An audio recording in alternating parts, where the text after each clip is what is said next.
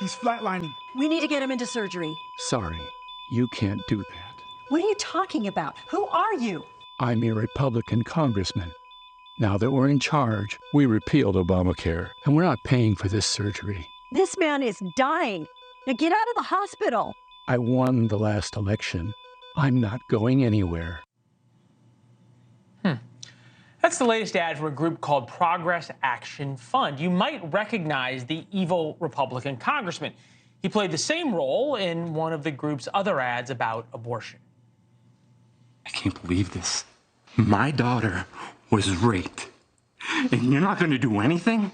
I'm sorry. They'll put us all in prison if we do the procedure. He's right. I'm your Republican congressman. We've banned abortion.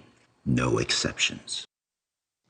Those ads delivered big Democratic victories in dark red states, Ohio and Kentucky. The Obamacare ad is up in New York's 3rd District, where there is a special election to replace George Santos. The group's founder, Joe Jacobson, is with us, along with Congressman Eric Swalwell from California, who's also working with Progress Action Fund. Joe, to you,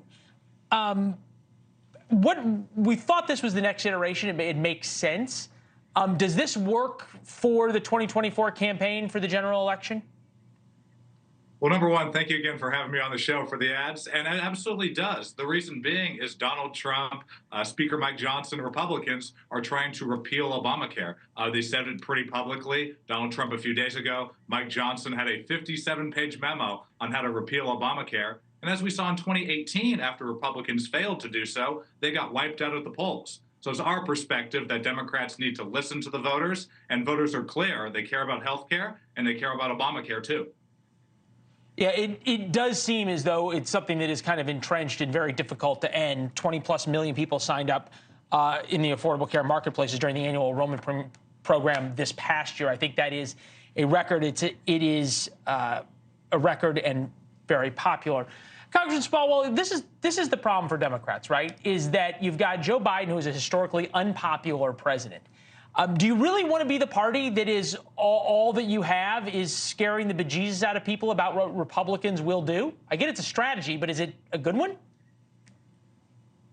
Well, we need to play on their side of the field. Democrats historically, I think, have just been awful at talking to the heart, and instead we try and talk to the head in like a very wonky, high-minded way. Look, your freedom of body, your freedom of health care is at stake, and we need you to know who the villain is, who's going to take it away, who would flatline it, so to speak, if they were in office, and that's MAGA Republicans. And that's what this ad is doing. That's why I'm happy to partner to promote this with Joe and Progress Action Fund. They're not pulling any punches because we just can't afford to, and too many people will be out in the cold if that happens. I always think it's funny.